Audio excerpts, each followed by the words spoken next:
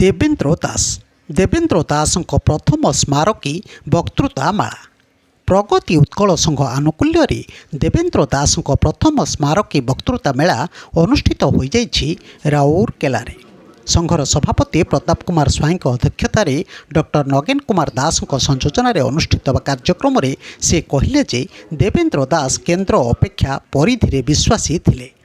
तांकर प्रज्ञा और बलिष्ठ व्यक्तित्व तथा साहित्य को नुआ भाव विज्ञान सम्मत रूपे आलोचना करी ओडिशार बुद्धिजीवी महल में स्वतंत्र स्थान अधिकार करथिले। सभापति स्वागत अभिभाषण पर उपसभापति डॉक्टर प्रभात कुमार मल्लिक अतिथि परिचय प्रदान सह देवेन्द्र दास कृति और सृष्टि संपर्क में आलोकपात करथिले।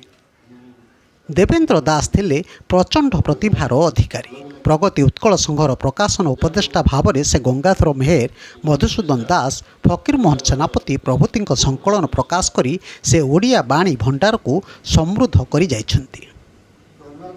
मुख्य वक्ता भावी संबलपुर विश्वविद्यालय इंग्राजी विभाग प्राक्तन प्रोफेसर डॉक्टर कालिदास मिश्र सांप्रतिक काल में गंगाधर प्रासंगिकता संपर्क में आलोचना करने जाई गंगाधर काव्य कविता सह संस्कृति कवि कालिदास व्यास एपरिक पाश्चात्य कवि मानक सह एक तुलनात्मक चित्र प्रदान करी कहले जे गंगाधर सृष्टि प्रकृति जीवंत। से निराशावाद बदल में सकारात्मक चिंताधारा नहीं काव्य रचना करुथिले।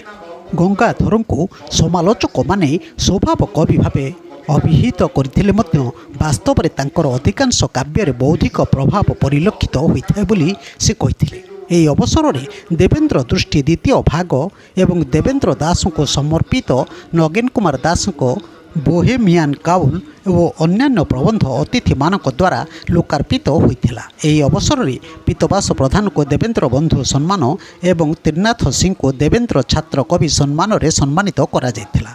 एही कार्यक्रम में गीतांजलि दास, श्रीयंश्री और संकेत, सुप्रिया, निवेदिता, नुमा उपस्थित थिबा बेले राधामोहन नायक, घनश्याम धल, लक्ष्मणनाथ दास, अशोक कुमार पट्टनायक, स्मिता मिश्र, रश्मि साहू, शुभ्रांशु शेखर महापात्र, अरविंद पात्र, धरणीधर सामल, इंद्रमणि महापात्र, परीक्षित गुरु, सत्यनारायण दास प्रमुख सहायता करिथिबा बेले भारत भूषण महांती, डॉक्टर कृपासिंधु नायक, शर्मिष्ठा कवि शतपथी, प्रशांत पति, राजीव पाणी, त्रिलोचन स्वाई, मीनकेतन पसायत, अक्षय दास, पशुपतिनाथ चटर्जी, विचित्रानंद साहू प्रमुख शताधिक साहित्यिक उपस्थित थिले।